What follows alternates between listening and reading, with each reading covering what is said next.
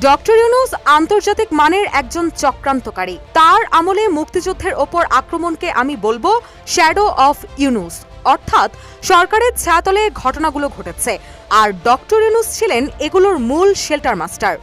DGFI এর সাবেক মহাপরিচালক অবসরপ্রাপ্ত লেফটেন্যান্ট জেনারেল মামুন খালেদকে 5 দিনের রিমান্ড দিয়েছেন ঢাকার চিফ মেট্রোপলিটন ম্যাজিস্ট্রেট আদালত।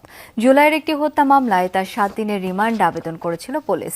শুনানিতে রাষ্ট্রপক্ষের আইনজীবী বলেন, আয়নাঘরের মূল হোতাদের একজন ছিলেন এই মামুন খালেদ। খালেদা জিয়াকে সেনানিবাসের বাসা থেকে বের করে দেওয়ার ঘটনায়ও ভূমিকা ছিল তার। মুক্তিযোদ্ধাদের উপরে আক্রমণ করার মূল শেল্টারকারী হচ্ছে ডক্টর ইউনূস। এই ডক্টর ইউনূসের কারণেই বাংলাদেশের মুক্তিযোদ্ধাদের নাম মুছে যেতে চাচ্ছে। ডক্টর ইউনূস এমন একটা মানুষ, বাংলাদেশে রাজাকারদেরকে প্রায়োরিটি দিয়েছে এবং মুক্তিযোদ্ধাদেরকে অপমান করেছে। এই ডক্টর ইউনূসের কারণে বাংলাদেশে মবকারীরা সৃষ্টি হয়েছে। এই ডক্টর ইউনূসের কারণেই বঙ্গবন্ধুর 32 নাম্বার বাড়ি ভাঙ্গার সাহস করেছে। সব কিছু নেতৃত্ব দিয়েছে ডক্টর ইউনূস এবং বিদেশ থেকে এবং সোশ্যাল মিডিয়া থেকে সাহস জুগিয়েছে মবকারীদের পিনাকি ভট্টাচার্য। এদেরকে বাংলাদেশে এনে কঠিন বিচার করতে হবে এবং মুক্তিযুদ্ধকে নষ্ট করার জন্য ডক্টর ইউনূসকে গ্রেপ্তার করতে হবে। সুপ্রিয় দর্শক শ্রোতা, এবার বেরিয়ে আসলো চাঞ্চল্যকর তথ্য। এদিকে বাংলাদেশের বারবারে প্রধানমন্ত্রী বেগম খালেদা জিয়াকে এক কাপড়ে ক্যান্টনমেন্ট থেকে বের করে দিয়েছিল মামুন খালেদ। কে সেই ব্যক্তি, কার কারণে কিংবা কার নির্দেশে এই কাজ করেছিল, এবার সমস্ত কিছু তথ্য প্রমাণ সহকারে আপনাদের সামনে নিয়ে এসেছি। অত্যন্ত গুরুত্বপূর্ণ আজকের এই ভিডিওটি, কেউ স্কিপ করে যাবেন না। ইতিমধ্যেই ভিডিও শুরুতেই যে বিশেষ অংশগুলো দেখিয়ে আজকের ভিডিও শুরু করেছি, সম্পূর্ণ ভিডিওটি প্রমাণ সহকারে থাকবে আজকের এই ভিডিওতে। ডক্টর ইউনূস আন্তর্জাতিক মানের একজন চক্রান্তকারী। তার আমলে মুক্তিযুদ্ধের ওপর আক্রমণকে আমি বলবো শ্যাডো অফ ইউনূস, অর্থাৎ সরকারের ছায়াতলে ঘটনাগুলো ঘটেছে, আর ডক্টর ইউনূস ছিলেন এগুলোর মূল শেল্টার মাস্টার। দেশের সাম্প্রতিক রাজনৈতিক পরিস্থিতি, মুক্তিযুদ্ধের চেতনার ওপর আঘাত এবং ইতিহাস বিকৃতির প্রবণতা নিয়ে এমন অভিযোগ তুলেন বীর মুক্তিযোদ্ধা ও সংসদ সদস্য অ্যাডভোকেট ফজলুর রহমান। 26 মার্চ একটি জাতীয় দৈনিকে প্রকাশিত কলামে তিনি অভিযোগ করে বলেন, ডক্টর ইউনূসের সময় মব সৃষ্টি করে মুক্তিযুদ্ধের ভাস্কর্য ভাঙা হয়েছে। 26 মার্চ পালন করতে দেওয়া হয়নি, 16 ডিসেম্বর উদযাপন করতে দেওয়া হয়নি। ইউনূস সরকারের মতো এত খারাপ কাজ কেউ করেনি। তার শাসনামলে বাংলাদেশের 54 বছরের ইতিহাসে সবচেয়ে খারাপ সময়ের মধ্য দিয়ে গেছে মুক্তিযুদ্ধ ও মুক্তিযোদ্ধারা। মূলত মুক্তিযুদ্ধটাকেই ধ্বংস করে পরাজিত করার চেষ্টা করা হয়েছে। ফজলুর রহমান আরো বলেন, 5 আগস্টের পর থেকেই দেশের বিভিন্ন স্থানে মুক্তিযুদ্ধের স্মারক ভাঙচুর, জাতীয় দিবস পালনে বাধা এবং মুক্তিযোদ্ধাদের অপমাননার ঘটনা সামনে আসতে থাকে।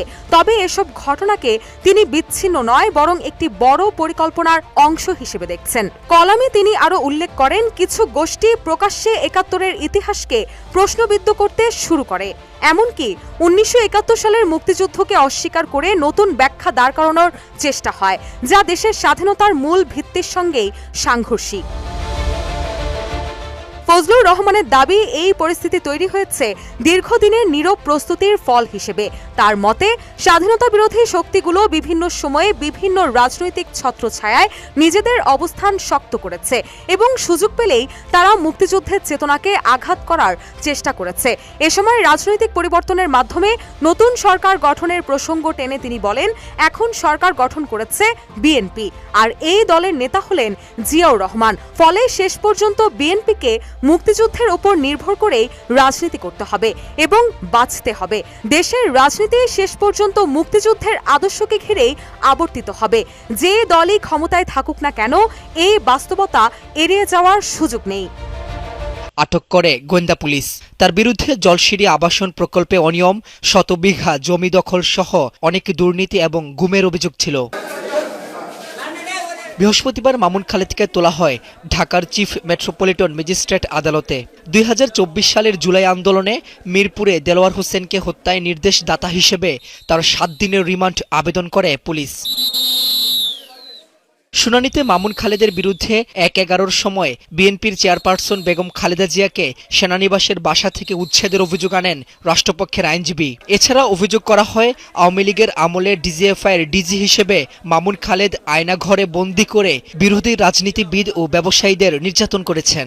ডিজিএফের প্রধান থাকাকালীন অবস্থায় সেই আয়নাঘরের সৃষ্টি করা হয়েছিল।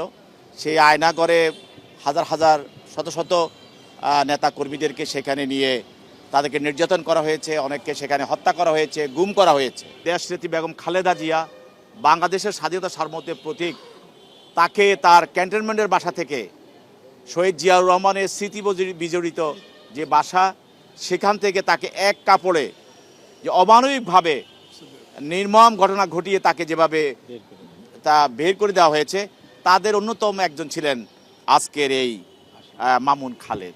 জলশিরি আবাসন প্রকল্পে শত কোটি টাকা অনিয়ম, জ্ঞাতওয়ায় বহির্ভূত সম্পদ অর্জন সহ নানা অভিযোগ জানান রাষ্ট্রপক্ষ।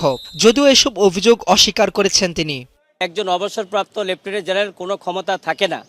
সেই কারণে 24 সালের আগস্ট মাসের বিশেষ করে যেই ঘটনা ঘটেছে এবং ওনার বিরুদ্ধে যে অভিযোগ আনা হয়েছে, এই অভিযোগটা সম্পূর্ণভাবে মিথ্যা এবং ভিত্তিহীন এবং রাজনৈতিক কারণে শুধু এই মামলা করা হয়েছে।